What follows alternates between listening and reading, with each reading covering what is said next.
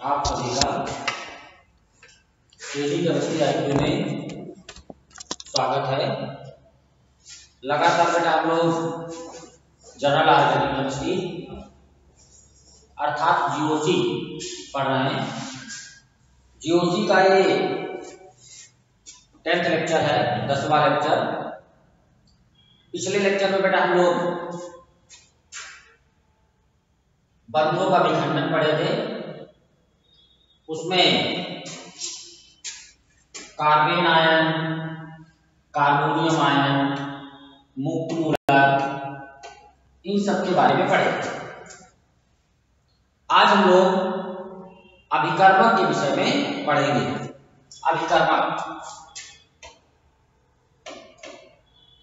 अभिकर्मक को बेटा अंग्रेजी में रिएजेंट्स कहते हैं।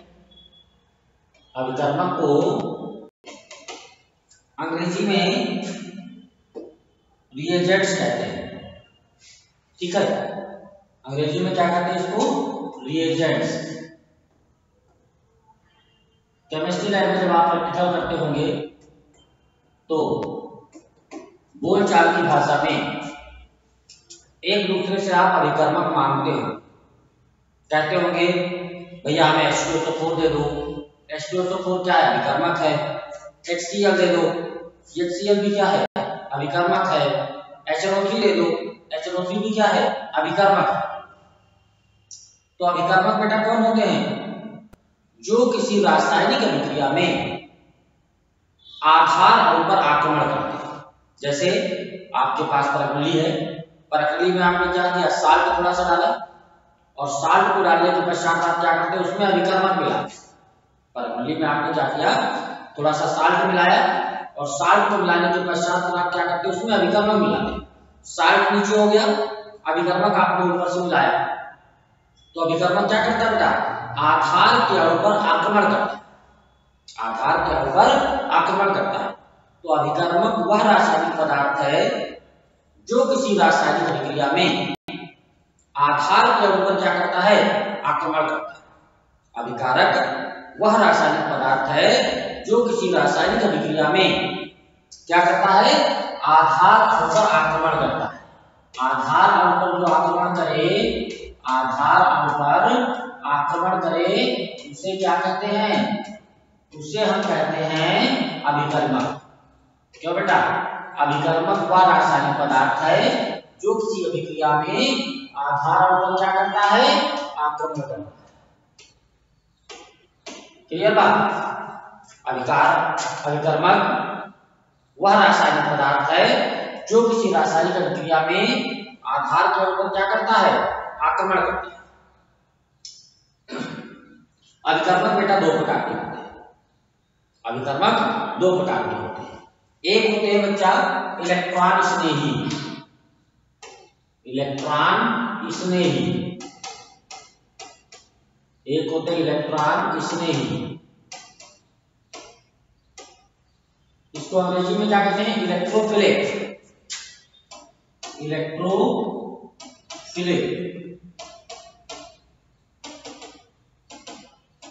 ठीक। और दूसरे आपके होते हैं नाभिक स्नेही। नाभिक स्नेही।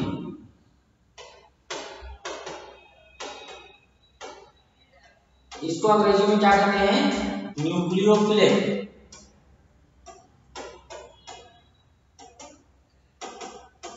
ठीक बेटा। इलेक्ट्रो बराबर होता है बेटा इलेक्ट्रॉन। इलेक्ट्रो बराबर क्या होता है? इलेक्ट्रॉन। अगर उसको ब्रैकेट में लिखना चाहें तो दो वाक्यों से मिलकर के बना है। एक इलेक्ट्रो, दूसरा क्या? फिलिक। इलेक्ट्रो बराबर क्या होता है बेटा? इलेक्ट्रॉन। और फिलिक बराबर लविंग। मतलब जो इलेक्ट्रॉन से क्या करे बेटा? प्रेम करे। जो इलेक्ट्रॉन से क्या करे? प्रेम करे, वो क्या कहलाते हैं? आपके इलेक्ट्रॉन स्नेही। और जो नाभिक से प्रेम करे वो क्या कहलाते हैं? नाभिक स्नेही। ठीक बात? जो इलेक्ट्रॉन से प्रेम करे वो इलेक्ट्रॉन स्नेही, मतलब जिसके पास में क्या हो? इलेक्ट्रॉनों की कमी हो। और जो बेटा नाभिक से प्रेम करे उसको क्या बोलेंगे? नाभिक स्नेही। जो इलेक्ट्रॉन से प्रेम करेगा उसे क्या बोलेंगे? इलेक्ट्रॉन स्नेही। और जो नाभिक से प्रेम करेगा उसे क्या बोलेंगे? नाभिक स्नेही। समझ गए? जो इलेक्ट्रॉन से प्रेम करेगा उसको क्या बोलेंगे? इलेक्ट्रॉन स्नेही। और नाभिक में बेटा न्यूक्लियो, ये दो आपको समझ करके बना है, एक तो न्यूक्लियो और दूसरा क्या? फिलिप। न्यूक्लियो बराबर क्या होता है? न्यूक्लियस। और फिलिप बराबर लविंग। मतलब जो नाभिक से प्रेम करे, और नाभिक बेटा कैसा होता है? धनावेशित होता है। नाभिक कैसा होता है? धनावेशित होता है। तो जो धनावेशित पार्ट से प्रेम करे उसे बोलते हैं नाभिक स्नेही। और जो इलेक्ट्रॉन और फिलिप लविंग, जो इलेक्ट्रॉन से प्रेम करे उसे क्या बोलते हैं बेटा? इलेक्ट्रॉन स्नेही। क्लियर बात? ये दो प्रकार के इलेक्ट्रॉन स्नेही भी होते हैं, दो प्रकार के नाभिक स्नेही भी होते हैं। दो प्रकार के इलेक्ट्रॉन स्नेही भी और दो प्रकार के नाभिक स्नेही भी। इलेक्ट्रॉन स्नेही भी कौन? जो इलेक्ट्रॉन से प्रेम करने वाले होंगे। एक कौन से बेटा? एक होते इसमें धनायन। एक कौन से होते हैं? धनायन। ठीक है। और दूसरे कौन से होते हैं बेटा इसमें? दूसरे भी होते हैं जिनका अष्टक पूरा नहीं होता, अपूर्ण अष्टक वाले। अपूर्ण अष्टक वाले, अपूर्ण अष्टक वाले। ठीक। धनायन में जैसे आपका H प्लस हो जाएगा, NO2 प्लस हो जाएगा, Cl3 के ऊपर प्लस आ जाएगा, H3O प्लस हो जाएगा। ये सब धनायन वाले, इनके पास में क्या होता है बेटा? इलेक्ट्रॉनों की कमी होती है, इनका अष्टक पूरा नहीं होता है। तो ये इलेक्ट्रॉन से प्रेम करते हैं, इलेक्ट्रॉन को लेने के लिए इलेक्ट्रॉन से क्या करते हैं? प्रेम करते हैं। और अपूर्ण अष्टक वाले कौन से हो सकते हैं बेटा? जैसे आपका Bf3, AlCl3 ना, इसके अलावा CO2 है नी। ये सब कैसे बेटा? ये ऐसे अणु हैं जिनका अष्टक क्या होता है? अपूर्ण होता है। अगर अष्टक अपूर्ण है तो क्या होगा बेटा? अष्टक अपूर्ण होने पर इनके पास इलेक्ट्रॉनों की कमी होगी, और इलेक्ट्रॉनों की कमी होने के कारण ये क्या करेंगे?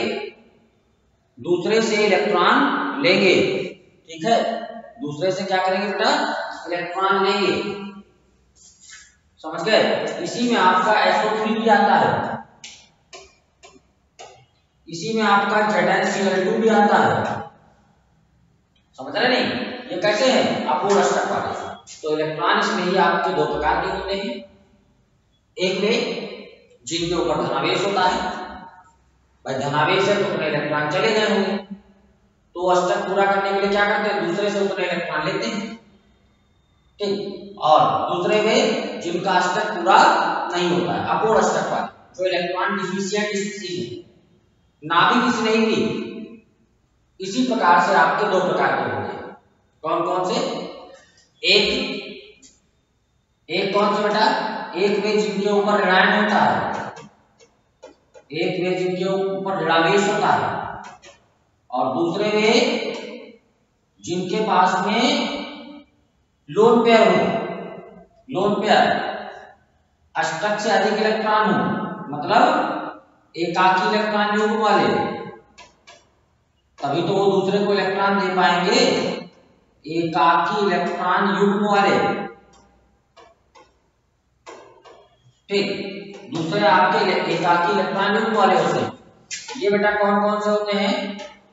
इसमें आते हैं आपके जैसे भाई ऋणायन वाले कौन से? Cl minus, Br minus, I minus, Cn minus, OH minus, क्यों बेटा? ये सब आपके कौन से हैं?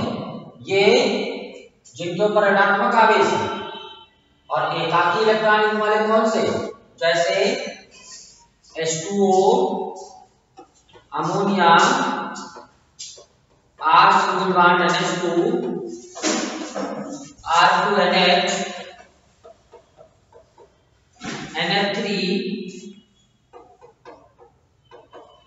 इनके सबके पास में क्या रहता है? लोन पेयर है। ऑक्सीजन के पास में 2 लोन पेयर, ऑक्सीजन के पास में क्या है? 2 लोन पेयर है। नाइट्रोजन के पास में 1 लोन पेयर, यहाँ भी नाइट्रोजन के पास 1 लोन पेयर, यहाँ भी 1 लोन पेयर, यहाँ भी 1 लोन पेयर। मतलब जो हमारे नाभिक स्नेही होते हैं ये 2 प्रकार के होते हैं। कौन कौन से? एक ऋणायन, जिनके ऊपर कौन सा आवेश होता है? ऋणात्मक। दूसरे वे एकाकी इलेक्ट्रॉन युग्म वाले, जिनके पास में अष्टक पूरा करने के बाद लोन पेयर होता है, अर्थात एकाकी इलेक्ट्रॉन युग्म होता है, तभी तो दूसरे को देंगे। ठीक, ध्यान रखेंगे बेटा। कैसे ध्यान रखोगे? N for nucleophile and N for negative.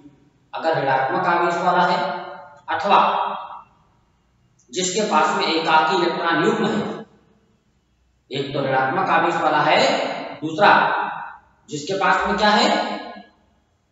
एकाकी इलेक्ट्रॉन युग्म है, वो दूसरे को इलेक्ट्रॉन देगा। और इलेक्ट्रॉन स्नेही वाले कौन से? जो दूसरे से इलेक्ट्रॉन क्या करेंगे बेटा? लेंगे। तो अभिकर्मक वह होता है जो किसी भी रासायनिक प्रतिक्रिया में आधार अणु पर आक्रमण करता है।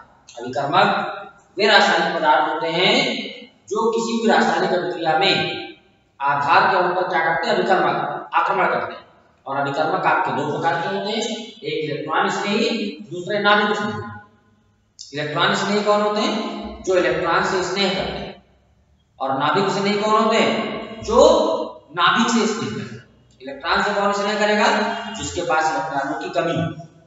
ये 2 प्रकार के, एक वे जिनके ऊपर धनात्मक आवेश हो, और दूसरा वे जिनके ऊपर जिनका अष्टक पूरा ना हो, जो इलेक्ट्रॉन डिफिशिएंट। नाभिक स्नेही कौन होते हैं? जो नाभिक से प्रेम करते हैं। ये भी 2 प्रकार के होते हैं, एक ऋणायन वाले जिनके पास में क्या होता है बेटा? ऋणात्मक आवेश होता है, और दूसरे वे जो जिनके पास में क्या होता है बेटा? एकाकी इलेक्ट्रॉन युग्म होता है। जिनके पास में क्या होता है? एकाकी इलेक्ट्रॉन युग्म। ठीक, तो अभिकर्मक सब लोग समझ गए होंगे, पूरी उम्मीद है। अब हम लोग आगे बढ़ते हैं।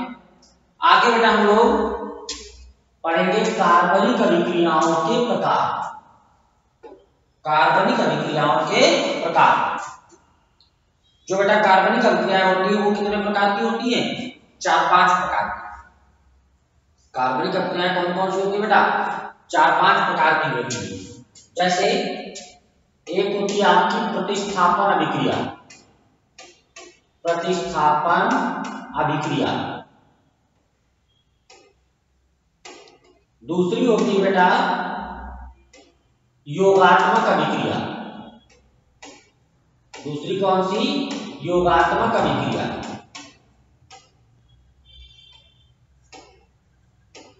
तीसरी होती है, डाल देते बेटा, कार्बनिक अभिक्रियाओं के प्रकार। कार्बनिक अभिक्रियाओं के प्रकार।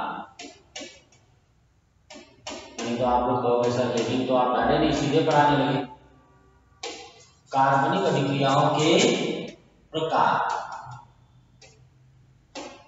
ठीक है बेटा, तो 4 प्रकार होते हैं। एक प्रतिस्थापन अभिक्रिया, दूसरे नंबर पर योगात्मक अभिक्रिया, तीसरे नंबर पर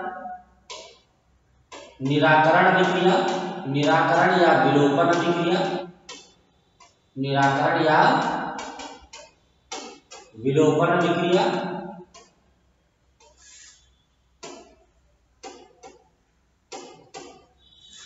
चौथे नंबर पर बेटा पुनर्विन्यास अभिक्रिया,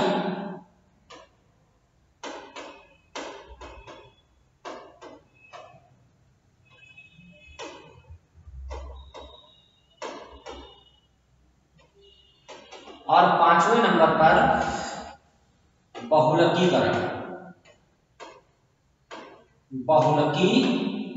अभिक्रिया।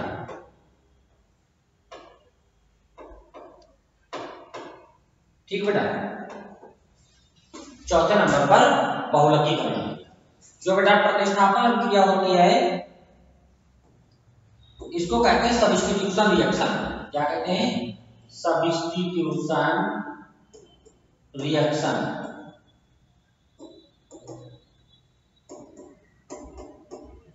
ठीक, प्रतिस्थापन अभिक्रिया को अंग्रेजी में क्या कहते हैं? सब्स्टिट्यूशन। योगात्मक को क्या कहते हैं? एडिशन।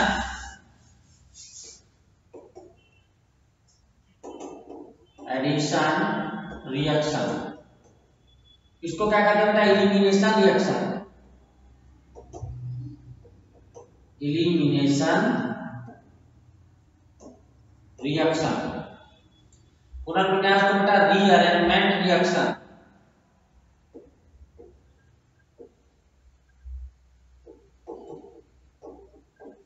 और बहुलकीकरण को पॉलीमराइजेशन।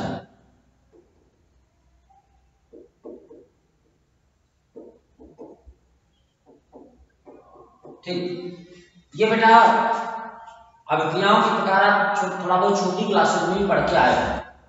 अभिक्रियाओं के प्रकार हम लोग छोटी क्लासेस में भी थोड़ा सा पढ़े हैं। छोटी क्लासेस में कहां पर पढ़े बेटा? क्लास 10th में। क्लास 10th में हम लोग थोड़ा सा पढ़े हैं। ठीक है, तो थोड़ा बहुत इनके बारे में जानते होंगे आप लोग।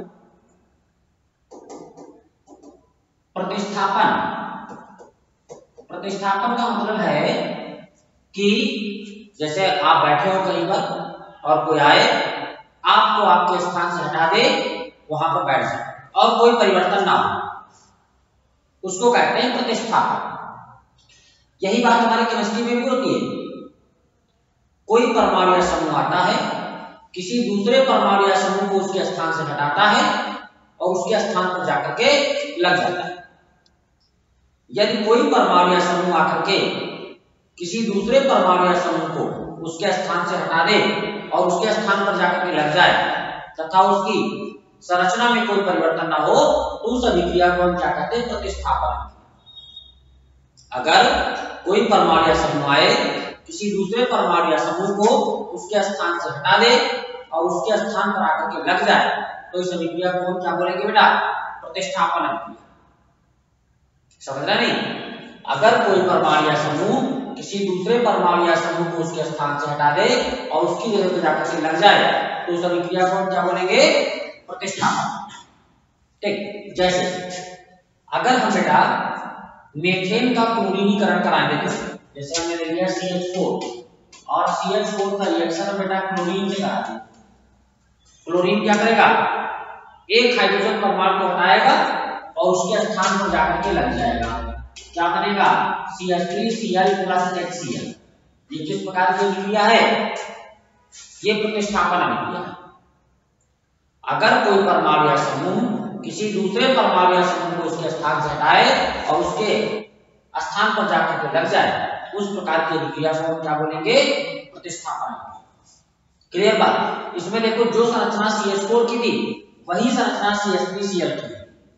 आकृति में कोई परिवर्तन नहीं हुआ। क्लियर बात? योगात्मक अभिक्रिया। योगात्मक अभिक्रिया में क्या होता है कि कोई पूरा का पूरा आकर के जुड़ जाए। जैसे आपसे कोई जुड़ जाए, आपसे कोई जुड़ जाए, तो उस अभिक्रिया को क्या बोलोगे? योगात्मक अभिक्रिया। योगात्मक अभिक्रिया कहां पर होगी? जहां पर असंतृप्तता होगी, अर्थात जहां पर डबल या ट्रिपल बॉन्ड होगा। जहां पर डबल या ट्रिपल बॉन्ड होगा वहीं पर क्या होगी? असंतृप्तता होगी, और वहीं पर योगात्मक अभिक्रिया। जैसे अगर हम बेटा CH2 डबल बॉन्ड CH2 ले लें और इसके ऊपर हम क्या करें बेटा? HBr का योग करा दें, तो क्या होगा? बॉन्ड ब्रेक होगा, और बॉन्ड ब्रेक होकर के एक के पास H चला जाएगा और दूसरे के पास Br चला जाएगा। क्या बनेगा बेटा? CH3Br। क्या बन जाएगा? CH3 single bond CH2Br। बोलो भाई, असंतृप्त यौगिक से किसमें कन्वर्ट हो गया? संतृप्त में। संरचना भी चेंज हो गई। बताओ बेटा, तो अगर कोई पूरा का पूरा अणु या समूह जाकर के जुड़ जाए तो ऐसे अभिक्रिया को हम क्या बोलते हैं? योगात्मक। अगली आती है बेटा निराकरण या विलोपन। निराकरण या विलोपन क्या होता है? विलुप्त हो जाए, निकल जाए। अगर कोई पूरा का पूरा अणु किसी यौगिक में से बाहर निकल जाए और क्या हो? असंतृप्तता आ जाए तो उसे हम क्या बोलेंगे? निराकरण या विलोपन अभिक्रिया। जैसे देखो, अगर हम एथिल अल्कोहल को शांत H2SO4 के साथ गर्म करें, कितने डिग्री सेंटीग्रेड पर? 170 डिग्री सेंटीग्रेड पर। अगर हम क्या एथिल अल्कोहल को शांत H2SO4 के साथ 170 डिग्री सेंटीग्रेड ताप पर गर्म करते हैं तो क्या होता है? इसमें से जल बाहर निकल जाता है। और जब जल बाहर निकलता है तो क्या बनता है बेटा? Ethylene. CH2 double bond CH2 और प्लस क्या? H2। ये निराकरण है। पुनर्विन्यास, अगर परमाणु या समूह की इधर से उधर अदला बदली हो जाए, अगर परमाणु या समूह की क्या हो बेटा? अदला बदली हो, जैसे देखो CH3 CH2 CH2 CH3, इसको हम बेटा गर्म करते हैं निर्जल AlCl3 के साथ। निर्जल AlCl3 तो क्या होगा? ये क्या है बेटा? ये N ब्यूटेन है। N ब्यूटेन का कन्वर्ट हो जाएगा, ये N ब्यूटेन है और N ब्यूटेन का कन्वर्ट हो जाएगा बेटा आइसोब्यूटेन में। काहे में? आइसोब्यूटेन में।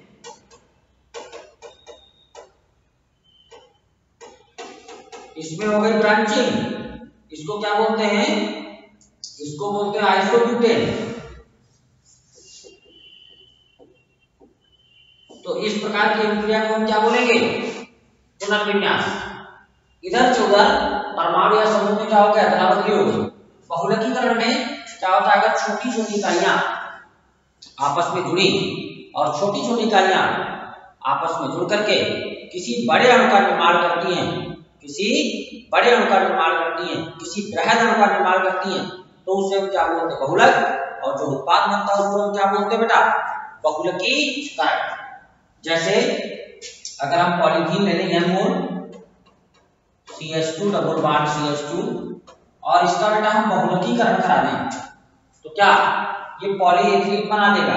Single bond CH2 single bond CH2 का होल है, क्या बनाएगा? पॉलीएथिलीन।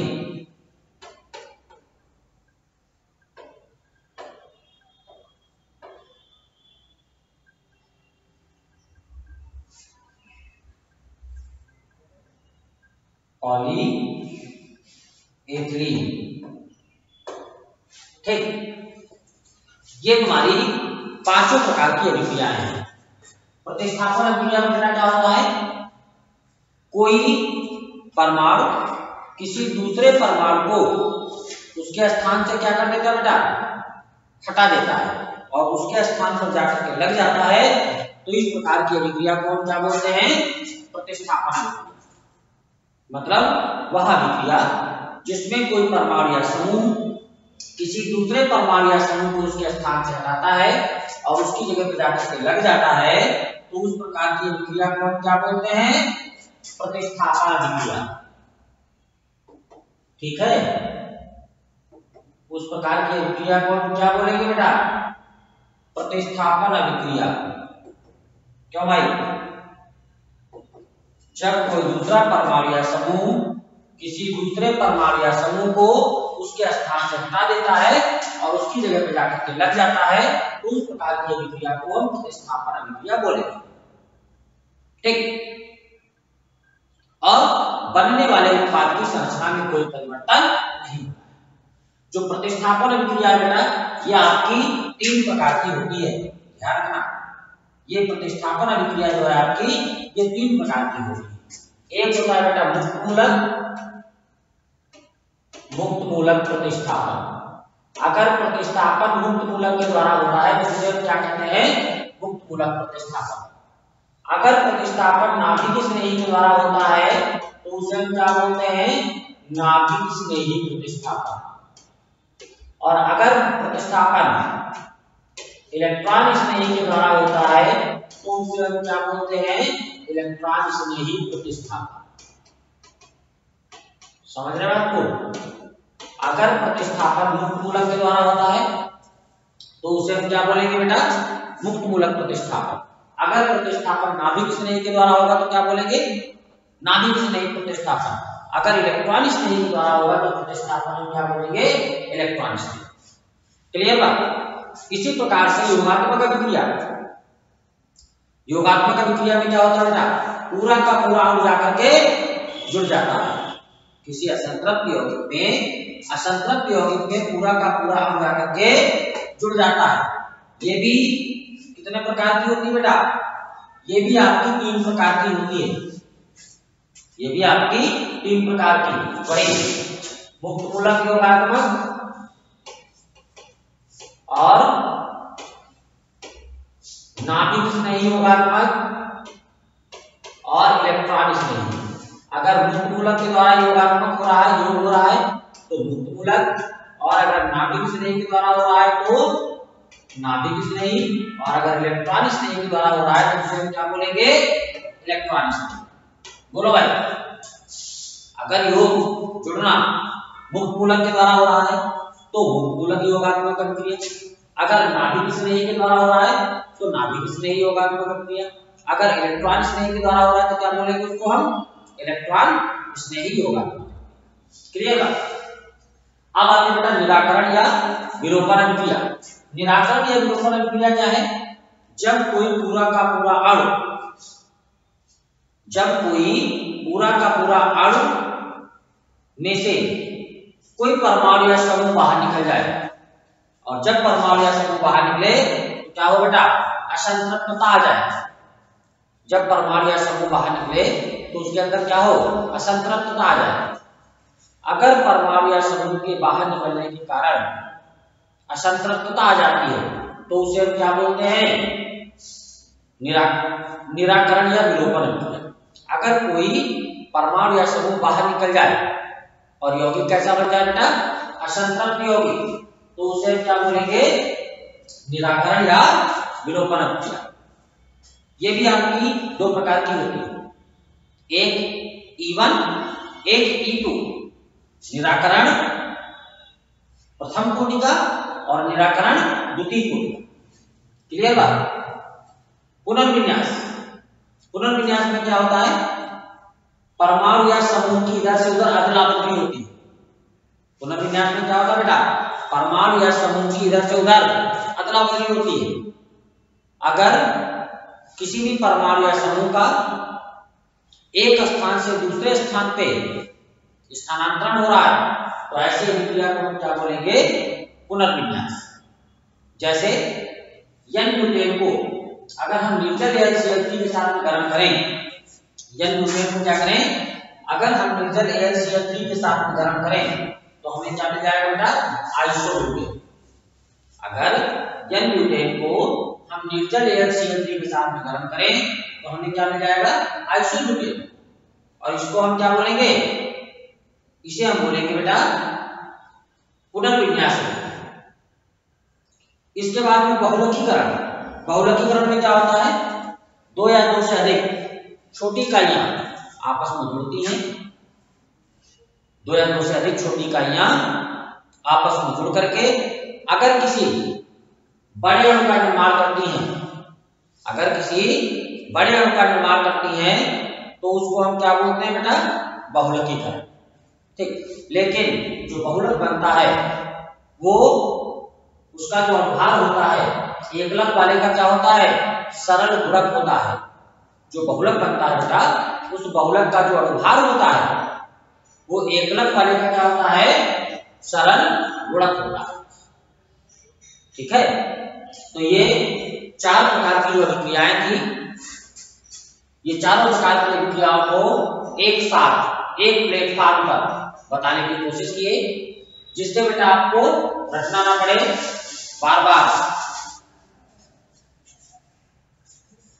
चीजों को याद ना करना पड़े, समझ करके थोड़ा सा चलिएगा तो लंबे समय तक आपको तैयार रहेगी। और जब केमिस्ट्री में रिएक्शन आएंगी तो आप जान भी पाओगे कि कौन सी अभिक्रिया किस प्रकार की है, कौन सी प्रतिस्थापन है, कौन सी निराकरण है, कौन सी योगात्मक है, कौन सी पुनर्विन्यास है, आसानी से बेटा आप पहचान पाओगे।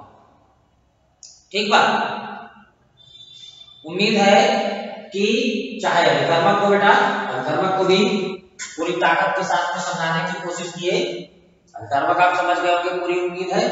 चाहे बेटा अभिक्रियाओं के प्रकार है, ये भी आप अच्छे प्रकार से समझ गए। ठीक है, लगातार हम आपको जीओसी का लेक्चर उपलब्ध करा रहे हैं। इसके बाद हम जेई और नीट में इसका जो एप्लीकेशन पार्ट होता है, जैसे अभी हम लोगों ने प्रभाव पढ़ा, प्रेरणिक प्रभाव, इलेक्ट्रोमैग्नेटिक प्रभाव, मीसोमेरिक के अनुनाद प्रभाव, तो जो बेटा इसका एप्लीकेशन पार्ट है बढ़िया वाला जो जेई और नीट में आता है, उसको भी हम आपको आपके सामने लेके आएंगे।